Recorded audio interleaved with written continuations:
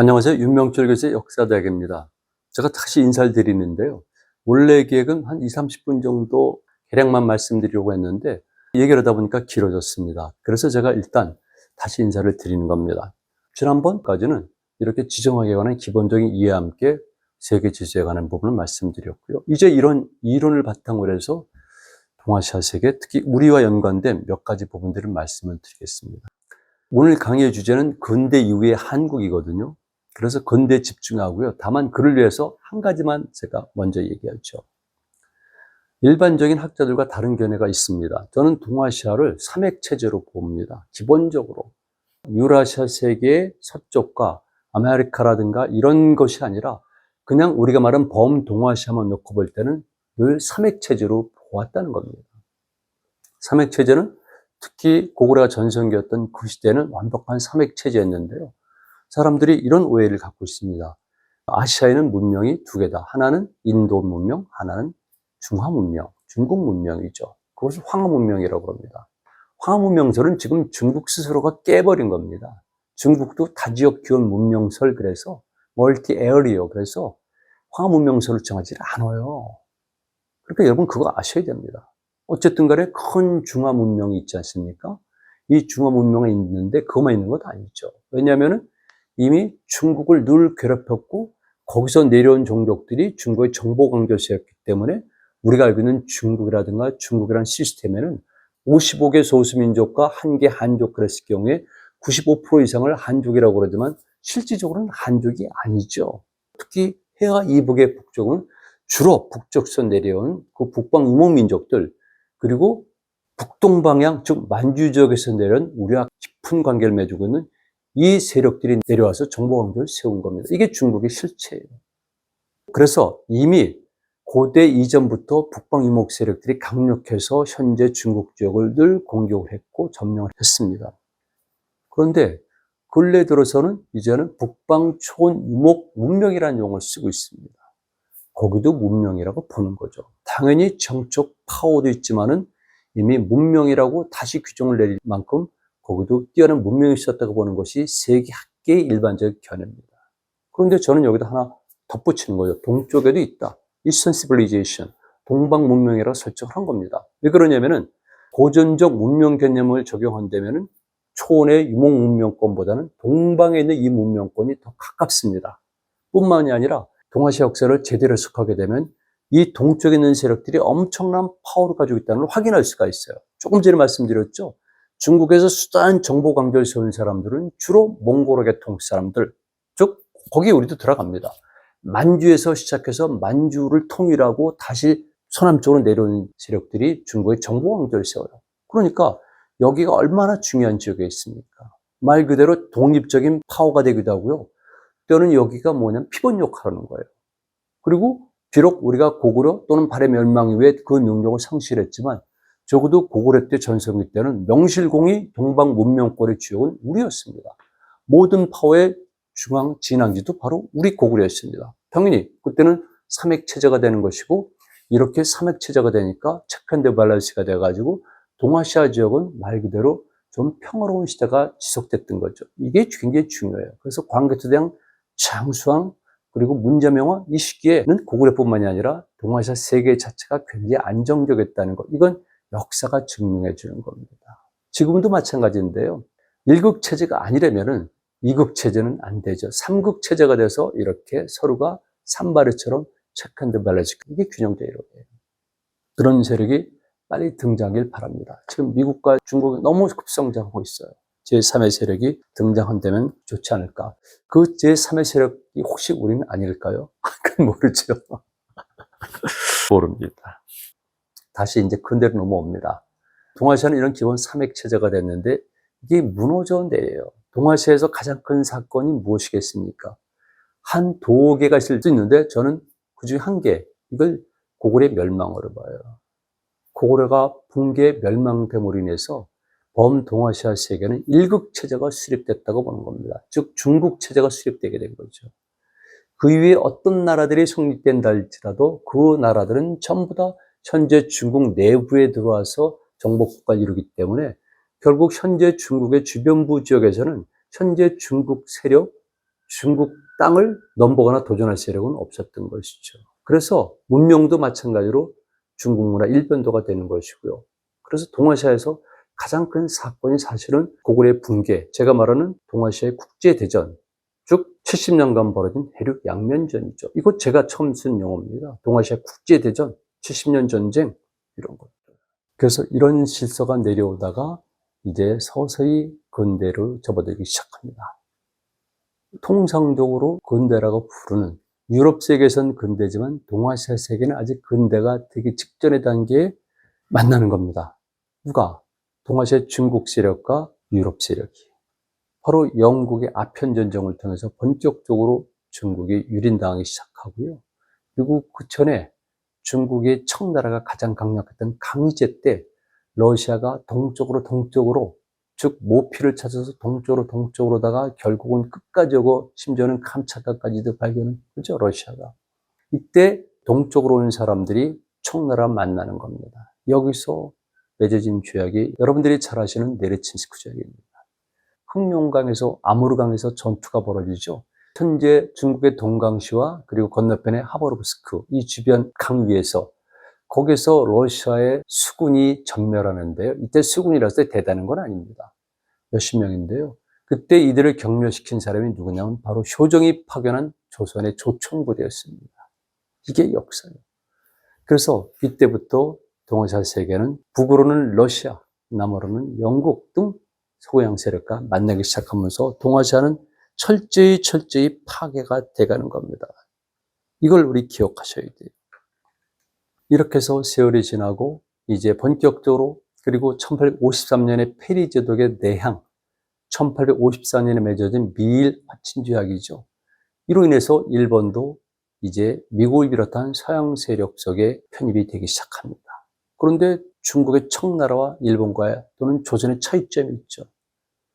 청나라는 철저하게 파괴되고 유린당하고요. 조선은 세국 정책으로 꼭꼭 문을 걸어담고 있었고요.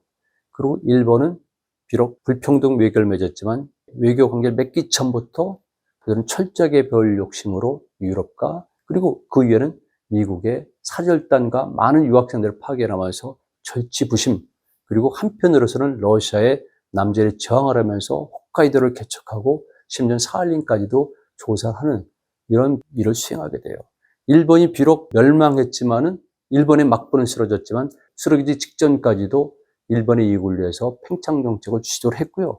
그리고 일본을 새롭게 만든 명주주전을 성공시킨 사람들은 당연히 일본의 국력을 부흥시키기 위해서 온갖 노력을 기울였다는 겁니다. 이거 정말 우리는 알아야 돼요.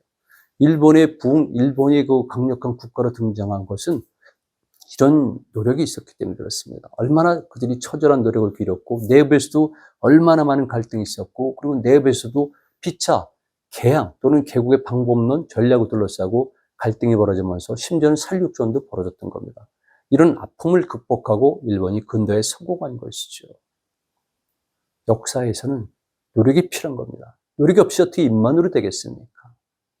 그런 면에서 지금은 모르겠지만 그 시기에 한국의 지식인들의 대부분은 정말 비판받아 마땅하고요. 다만 일부의 사람들, 후에 그분들이 결국 의병운동, 나중에 독립전쟁의 주역으로 등장했고 그리고 대한민국이 건국할 때 큰 역할을 했지만 이들이 중요합니다. 결국은 1866년도에 프랑스 함대가 지금 현재 서울의 양화대교 밑에까지 왔습니다. 이것이 병인 양요입니다. 그리고 그 똑같은 해에 미국 쪽의 기선 제너럴 셔머너가 서해에서 남포항을 통과한 다음에 지금 평양 시내까지 들어갔다가 당시 박 교수가 평양 감사로 있었죠. 평양 주민들의 공격을 받고 전소되고 다 죽습니다. 엄청난 사건이죠. 그 당시 때 미국의 남북전쟁이 막바지에 있었거든요. 그리고 미국은 4년인 1871년도에 군함을 끌고 다시 강화도로 들어옵니다. 그래서 강화도와 김포에서 엄청난 전투가 벌어지죠. 당연히 일방적 승리죠. 당시 이 전투에서 미군은 총 3명밖에 전사자를 내지 않았는데요. 당시 조선 병사 256명인가? 이 정도가 죽고 군민들이 많이 죽었습니다. 강화 김포 사람들이. 저는 분노를 했어요. 학생들에게 얘기를 합니다. 우리 다 똑같은 인간이다. 근데 미국 군인은 3명밖에 죽지 않고 우리는 수백 명이 죽었다. 누구 탓을 해야 되는가? 미국을 탓해야 되는가? 아니면 당시 조선의 위정자들을 탓해야 되는가? 똑같은 목숨인데 왜 우리는 그렇게 취급을 못 받았죠? 그 책임은 누가 져야 됩니까? 조선의 위정자들 그리고 그들을 용납한 백성들도 같이 공동 책임을 져야 돼요. 결국 조선은 대원군이 물러나면서 개항을 추진하게 됐고 그 개항 과정은 사실은 굉장히 우리에게 불리하게 된 겁니다. 물론 국제 역학관계로 볼 때 우리의 입장을 강하게 주장할 수는 없죠. 그러나 터무니없이 양보한 게 너무나 많죠. 왜 그렇겠습니까? 조선은 준비한 게 없었어요. 또 한 가지는 새로 집권한 민비 세력들도 결국 똑같은 권력자 집단의 교체일 뿐이었거든요. 국가와 백성들의 이익에 대해서는 그다지 신경을 안 쓴 거죠. 이렇게 해서 조선은 처참하게 멸망의 길로 들어서고 있는 겁니다. 이게 우리의 모습이에요. 그런 과정에서 조선을 둘러싸고 얼마나 많은 강대국들의 야심이 발동했겠습니까? 대표적인 게 어느 나라겠습니까? 어느 나라일 것 같습니까, 여러분? 러시아죠. 남북 분단의 책임을 사람들은 자꾸 미국으로 돌리는 경향이 있는데 지정학적으로 남북 분단에 기본적으로 동조하는 것은 러시아입니다. 소련입니다. 그리고 다시 러시아입니다. 지정학이 그렇게 중요한 거죠. 우리가 벗어버릴 수 없는 굴레, 프레임이죠. 이게 지정학이에요. 러시아는 당연히 동쪽으로 진출합니다.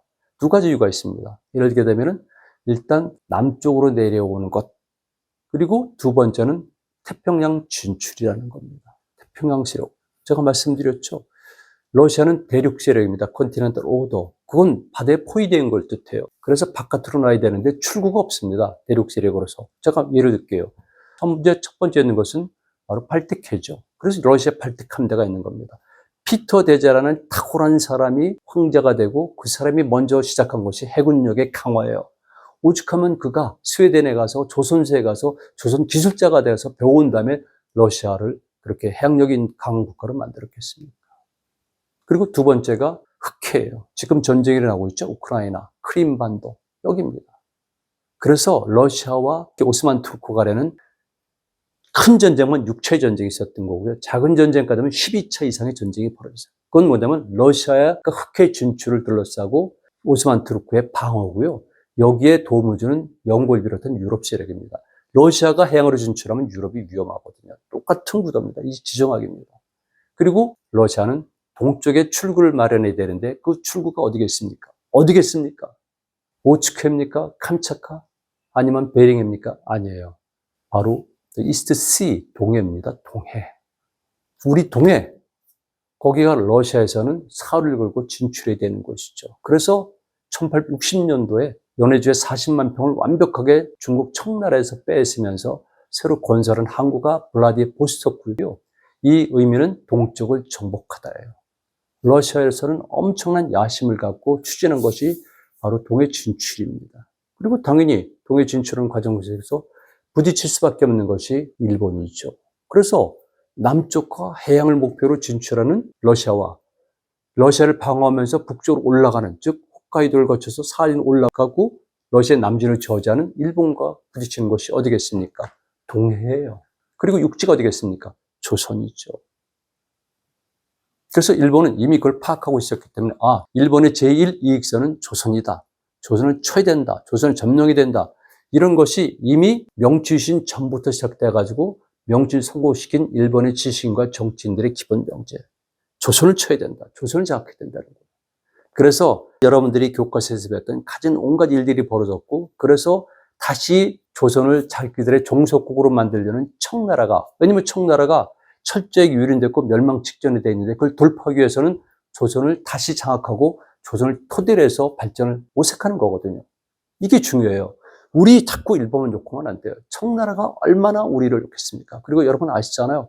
당시 원세계 위엔스카이가 우리에게 저지른 가진 악행들을 우리가 일본에게 나라를 뺏겼기 때문에 일본을 주적으로 삼지만 청나라도 러시아도 똑같다는 겁니다. 그리고 미국도 일부 책임이 있는 것이고요. 감정으로 되면은 문제를 해결할 수가 없어요. 제발 부탁합니다.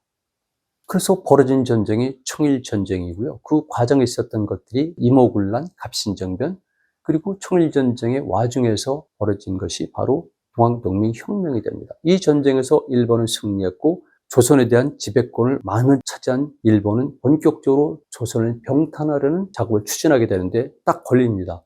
러시아거든요, 러시아. 이미 그 전부터 러시아는 사일을 거쳐서 홋카이도까지 내려왔고요. 심지어는 저 남쪽까지 내려와서 통상을 강제로 요구하기도 했어요. 일본이 아주 어려운 상황에서 맺은 조약이 1855년에 페테부르크 조약이에요.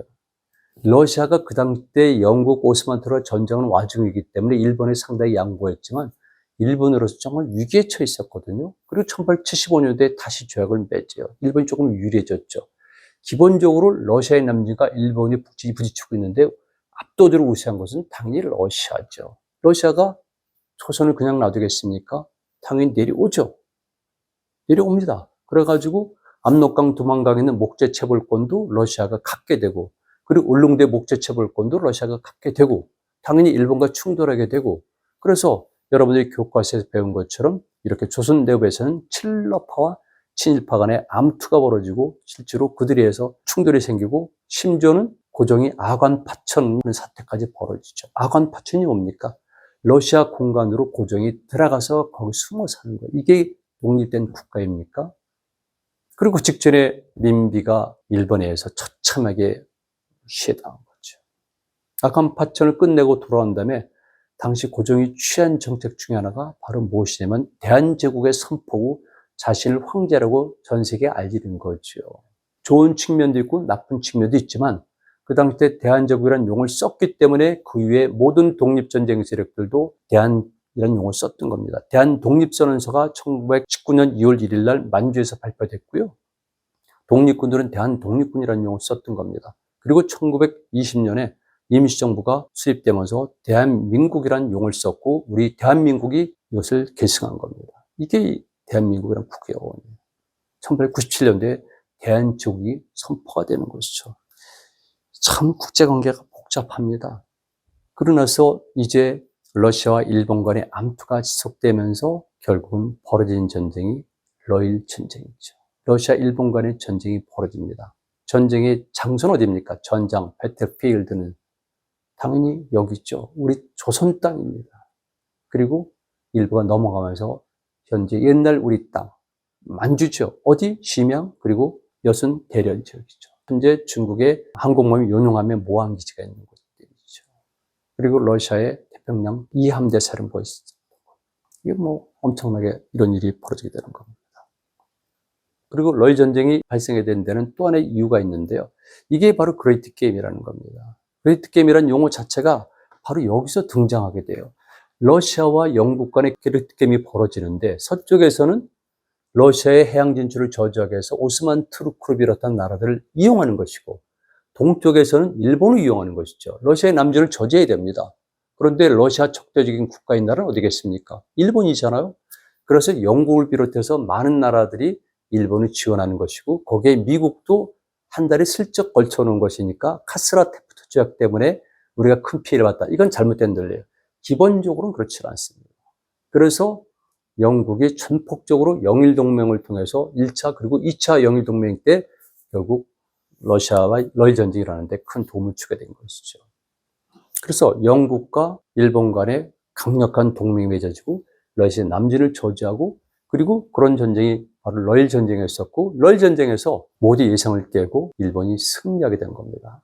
솔직히 말씀드리면 완벽한 승리는 아니에요. 육군에서는 거의 비슷했고요. 마지막에 러시아의 발트해 해군이죠. 발트해를 출발한 러시아 함대가 결국은 수천 킬로미터를 항해해가지고 대마도 앞바다에서 일본 함대가 기다리고 있었죠. 끈질긴 방해와 함께 영국이 첩벌졌기 때문에 일본 함대는 기다리고 있었다가 러시아 발틱 함대를 그대로 깨버렸어요. 그리고 일부가 도망가죠. 그래서 마지막에 도동 앞바다에서 침몰하고 그 러시아의 돈코스코에 실렸던 금괴가 있었다고 전해져서 지금도 울릉도 도동 앞바다에서는 러시아의 금괴를 찾는 작업이 때때로 벌어지는 겁니다. 사실 여부를 떠나서도. 그러다 보니까 이제 러일 전쟁에서 승리하면서 조선은 결국은 일본의 식민지가 될 수밖에 없는 게 처했고 러시아의 남진 정책은 좌절되었고 그리고 영국, 미국, 그리고 일본과 연결되는 해양 세력이 승리하고 동아시아에 강력한 파워를 행사하게 되는 겁니다. 남북 분단은 이미 그때 시작된 거예요. 그래서 1894년에 청일전쟁이 벌어질 때도 남북 분단에 관한 이야기들이 나오고요. 각각 청나라와 일본군의 멈추는 범위를 딱 남북으로 선을 그은 겁니다. 영국의 제안이 있었죠. 러일 전쟁이 벌어질 때 러시아의 제안에 의해서 똑같이 이렇게 남북을 38도 선을 기록하는데 이것을 기준으로 해서 일단 멈추자. 기본적으로 이렇게 대륙 세력과 해양 세력이 부딪히는 이 한반도는 우리 자체 힘이 약할 때는 남북이 분단될 가능성이 매우 많은 것이고요. 그리고 만약에 우리 힘이 강력해지고 그리고 우리를 둘러싼 세계 질서의 힘이 약하거나 아니면 그 강하게 얼었던 얼음이 녹게 되는 거죠. 지금처럼 콜드워가 아니라 핫워 시대. 이때는 우리가 오히려 코어라든가 허브라든가 인터체인지라든가 아니면 주체적인 피벗 역할을 할 수가 있는 거예요. 지금 우리가 그 시기에 어느 정도 다가왔고 그걸 해야지만 돼요. 안 하면 우리는 정말 어려워지는 거죠. 이렇게 해서 결국 우리는 멸망하고 일본이 승리했고 여러분들이 아시는 것처럼 우리는 35년간 일본에 지배받았고 그리고 1939년부터 제2차 세계대전 그리고 1941년도부터 흔히 말하는 태평양 전쟁 12월 8일이죠. 일본 연합함대가 진주만을 공격했습니다. 일본의 진주만 공격에는 바로 일본이 차지했던 바로 알류샨 열도도 직결되어 있다는 것. 모든 게 연결이 되어 있다는 겁니다. 자, 그래서 그 전쟁 끝에 일본과 독일과 이태리는 패망하고 2차 세계대전이 끝나면서 이제는 세계 질서가 변한 거죠. 이게 바로 양극 체제의 시작이에요. 그리고 이 양극 체제는 단순하게 파워 시프트의 문제가 아니라 여기는 이데올로기까지 들어가니까 파워와 이데올로기가 합쳐진 이런 쌍 시프트가 일어나게 되는 거죠. 대륙 세력, 공산주의 세력, 해양 세력, 자본주의 세력, 대륙 세력, 사회주의 세력, 그 다음에 해양 세력, 민주주의 세력. 이게 격돌하게 되는 것이고요. 그 격돌의 주체는 중심이 어디냐면 유럽의 베를린, 동남아시아의 베트남, 그리고 극동의 한반도. 이게 가장 중요한 것이죠. 왜? 원래부터 여기서 충돌했으니까. 당연히. 그래서 남북이 분단되는 것도 뻔했지만 6.25가 일어나는 것도 뻔했고요. 이런 말하면 안 되죠. 그러나 가능성이 많았다는 겁니다. 결과적으로 남북이 분단이 됐고요. 그리고 6.25는 일어났던 것이고요. 6.25가 일어날 것은 분명함에도 불구하고 대한민국 정부는 그것을 예측하지도 그리고 방어 준비도 안 했다는 것. 미국은 말할 것도 없어요. 여기서 약간의 음모론들이 등장할 여지를 남겨둔 겁니다.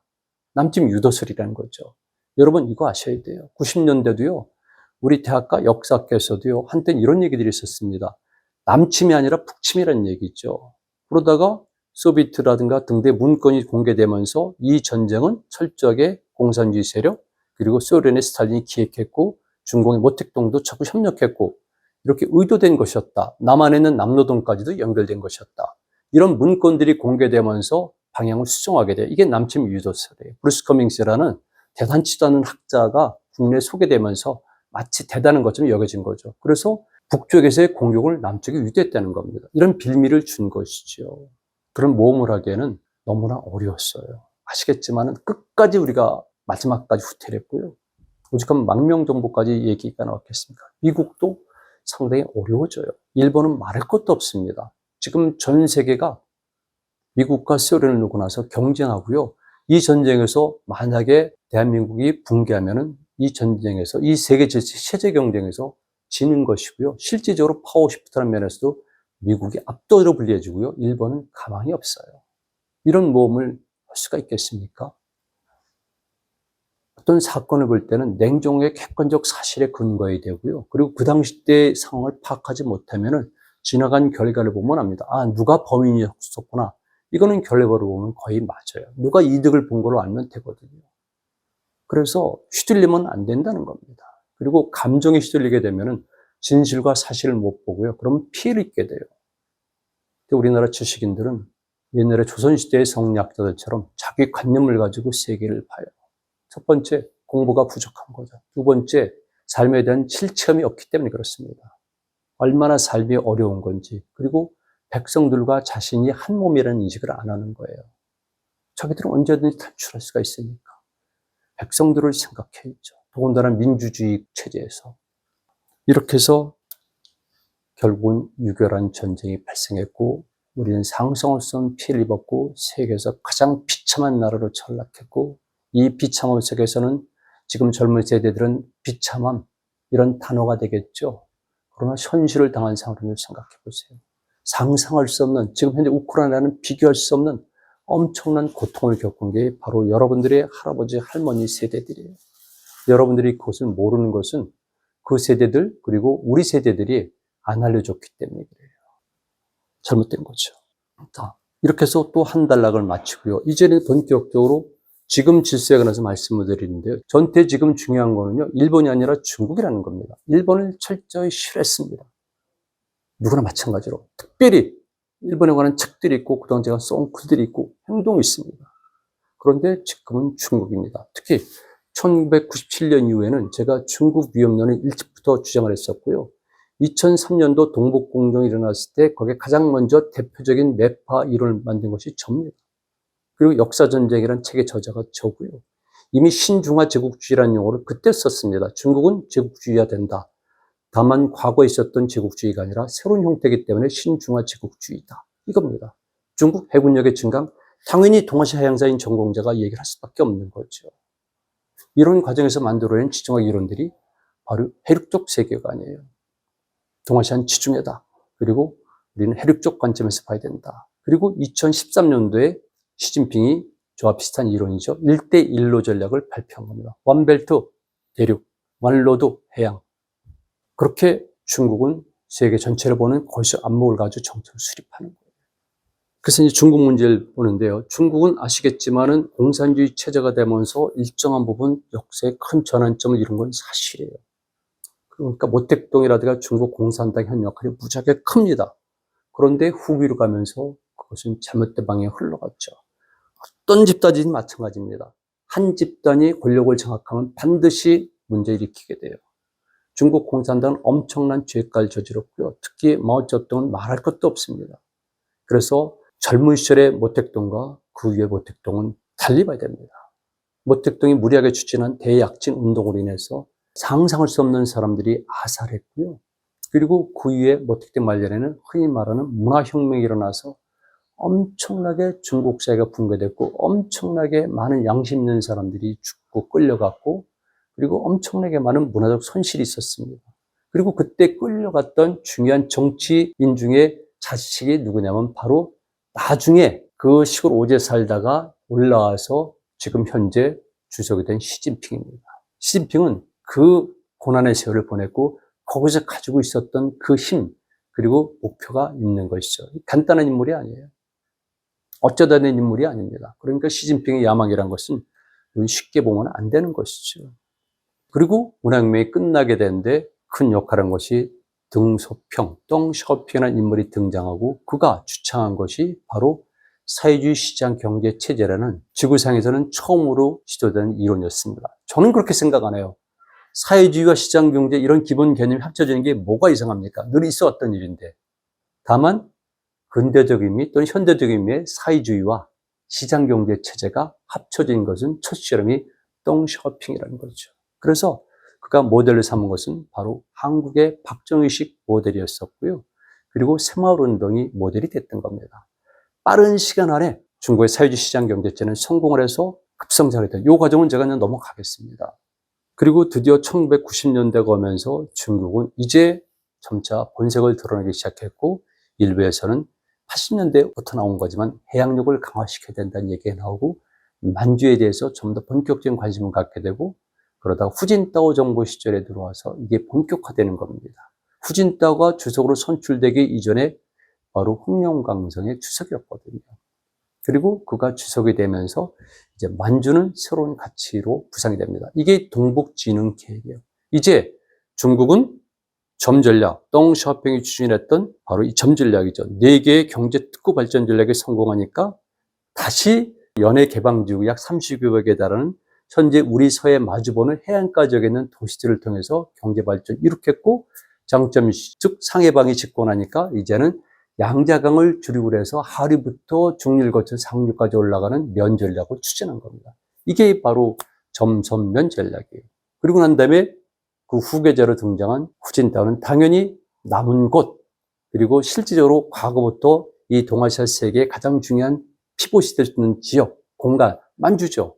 그래서 만주를 다시 장악하는 정책이 동북진흥계획이에요. 동북을 발전시키자, 만주를 발전시키자. 그러고 해서 거기에 필요한 것이 무엇이겠습니까? 그 지역은 원래부터 우리 역사의 영역이었었다는 것 등등등등의 역사 문화적 이론들을 만들어가는 것, 그것이 우리가 알고 있는 동북공정이에요. 이게 후진타오 정부 시절 때 추진된 겁니다. 이게 역사전쟁이라는 책에 보게 되면 나옵니다. 제가 첫 발표 때도 그랬어요. 동북공정은 역사 문제가 아니고 고구려 문제는 도덕 아니다. 제가 고구려 박사예요. 그리고 고려 연구회. 그리고 그 밖에도 직접 고구려 연관된 겁니다. 그런 제가 첫 발표에서 이것은 정치 문제다. 중국의 국가 발전 전략의 일환이다. 그래서 신중화 제국주의란 말을 썼고, 그때 프레스센터에서 첫 발표 때 제 토론자로 나온 사람이 김재하라는 시인이었었고, 그의 입에서 역사전쟁이라는 용어가 튀어나왔고, 그것을 제가 양해하에 받아들여서 역사전쟁이라는 책과 함께 그 용어를 쓰고 있는 겁니다. 시작된 거죠. 이게 바로 그런 거예요. 자, 이렇게 해서 이제 중국은 본격적으로 성장해서, 적어도 저는 96년도, 7년도쯤에는 중국의 부상을 전 세계가 알았다고 봐요. 한국이 잘 모르고 있었던 거지. 그런데도 불구하고 왜 미국에 있는 이론가들은 중국을 끝까지 지지했을까? 지금까지도 그렇잖아요. 지금까지도. 참 이해가 안 됩니다. 그만큼 중국은 무서운 나라죠. 이제 세월이 지나면서 시진핑이 집권하고 2013년에 중국에 시진핑이 이미 주석으로 선출됐지만 부주석일 때 한국에서 한 발언이 바로 이 6.25를 두고 의로운 전쟁이라고 주장한 거죠. 그때 한국의 지식인들이 반발한 것, 여러분 지금 검색해 보세요. 한국의 지식인들이 거기다 팔아는 게 있나? 정치인들이 팔아는 것입니까? 그가 와서 의로운 전쟁이라고 주장을 했어요. 중국이 강하지 않을 때도. 근데 우리는 반응을 못했어요. 그런 의로운 전쟁이라면 이 전쟁에서 죽어간 우리 병사들과 희생당한 우리 백성들은 뭐가 되는 겁니까? 남한 내에서 북쪽을 지지하는 사람들이 있는 건 확실해요. 그건 뭐 마찬가지예요. 북쪽에도 남한을 지지하는 사람들이 있듯이, 시틀러 체제에서도 시틀러를 반대하는 저항 세력이 있듯이, 미국 내에서도 시틀러를 지지하는 세력도 있듯이, 그건 너무나 당연한 겁니다. 그렇다지라도 이건 좀 심했죠. 그리고 시진핑이 집권하면서 중국은 중국몽을 부르짖은 겁니다. 위대한 중국을 부활시킨다. 그리고 해군력 강화는 이미 후진타오 때부터 시작이 된 거고요. 시진핑 때 더 본격화시킨 겁니다. 그리고 그가 내세운 이론이 1대1로 원벨트 원로드 전략이죠. 그래서 파죽지세로 가고 미국은 조금 늦게 시작한 거죠. 사실은 이미 오바마 정권 때 힐러리 클린턴이 이 동아시아 전략을 시작해요. 신실크로드 전략이라는 이름도 있었고, 그 다음에 동아시아를 진출하는 전략을 해요. 근데 성과를 보지 못합니다. 그리고 그때 그들이 주장했던 것이 TPP예요. 트랜스파시픽 파트너십이라는 거죠. 한국, 그 당시 박근혜 정권에서는 중국 눈치를 이미 보고 있었으면서 가입을 안 했죠. 어쨌든 그 당시 때 FTA, TPP 등등 해가면서 이제 경랑의 소용돌이로 동아시아가 빠져들어가는 것이고, 그때부터 중국이 해양 진출하다 보니까 말 그대로 흔히 말하는 남중국해서 해양 갈등이 일어나고 충돌이 생기게 되는 겁니다. 이제는 트럼프 정부에 오게 되니까 본격적으로 미국과 중국의 충돌이 생기는 거죠. 여러분들이 아시는 것처럼 이런 것들은 다 이제는 일상이 된 겁니다. 그래서 트럼프의 전략이 있게 되면 항행의 자유작전 등등이 있고, 그리고 다시 대만 문제가 불거져 나오면서 중국의 하나의 통일 정책과 정면 충돌하고 뭐 이런 과정 속에서 북한이 핵 개발을 본격화되고 성공 단계에 이르게 되니까 복잡한 거죠. 너무나 어지럽습니다. 지금 상황이. 예측 불가능합니다. 중국이 어느 정도까지 성장할까? 미국이 이걸 막아낼 수 있을까? 그다음에 북한의 핵무기는 어느 정도까지 진전됐고, 북한의 김정은이는 정말 핵을 실제적으로 사용할 의사가 있는가? 이거 봐야 돼요. 그리고 일본의 문제도 있습니다. 우리 일본 싫습니다. 그런데 만약에 우리의 주된 적은, 제1의 적은 현재, 이런 말을 쓰는 건 조금 어폐가 있지만, 현재 우리에게 가장 중요한 갈등의 대상, 이건 역시 북한과 함께, 그리고 중국, 일부 러시아 세력이기 때문에 방어진 칠 때 일부 사람들이 싫어하건 좋아하건 간에 미국과 일본과 우리는 공동의 대응 전술을 구축할 수밖에 없어요. 우리가 절묘하게 스탠스를 취해야겠지만, 만약 그런 극한 상황이 되면은 그 자리에 쓸 수밖에 없어요. 이제 일본의 문제는 우리에게 정말 어려운 문제예요. 일본 어떻게 대하는 것인가. 그래서 신중하게 대해야 된다는 것이죠. 뭐 더 이상 말씀 안 드려도 알죠. 어렵습니다. 그렇게 해서 지금 상황이 아주 복잡해졌는데, 이제 6월 25일은 6.25가 발생한 날이죠. 절대 이와 유사한 일도, 이에 백만문질에 해당하는 사건도 일어나면 안 됩니다. 모든 존재물은 존재 가치가 있고 존재 이유가 있어요. 다 소중합니다. 모든 것이 소중합니다. 제가 뗏목을 탔을 때 이런 얘기를 했어요. 인터뷰를 했을 때 뗏목을 탈 때 불안하지 않은가? 아니라고 했어요. 불안함도 존재 이유가 있다. 생물뿐만이 아니라 무생물뿐만이 아니라 사건도 저는 의미가 있다고 보는 가치관을 가지고 있어요. 그런데 하나의 생명도 희생돼서는 안 되는데 만약에 이를테면 천안함이라든가 연평도 등등 여러 가지 일들이 있습니다만 한 명이라도 희생되면 안 되는데 정말 많은 사람들이 피해를 보는 희생된 사건이라서는 안 되겠죠. 막기 위해서 노력해야 됩니다. 많이 공부해야 되고요. 진지해야 됩니다. 그리고 객관적이어야 되고요. 제발 지식인들이 교조적인 습관에서 벗어나기를 바랍니다. 그래서 제가 오늘 지정학이란 이런 컨트롤을 가지고 여러분들에게 좀 많은 시간이 걸려요. 한 20분 정도 할까 했는데 하다 보니까 이렇게 많은 시간이 걸렸습니다. 제가 마지막 정리해드리죠. 뒤에는 제가 기억에 의존했기 때문에 틀린 부분이 있을 수가 있어요. 그리고 마지막에 가서는 제가 어쩔 수 없이 그냥 마지막에는 그냥 넘어가는데요. 좀 아쉽게 생각합니다만 여러분들이 이해해 주시길 부탁드리겠습니다. 혹시 기회가 되면 뒷부분을 더 설명하거나 아니면 여러분들이 제가 이미 했던 유튜브나 아니면 제가 쓴 책들이 있습니다. 특히 동아시아의 해양 영토 분쟁과 역사 갈등의 연구, 이런 책은 현재 동아시아를 중심으로 해서 세계 질서의 전반, 그리고 동아시아 지역에서는 8개 분쟁에 관해서 상세히 다뤘기 때문에 여러분들에게 도움이 될 거라고 생각합니다. 고맙습니다.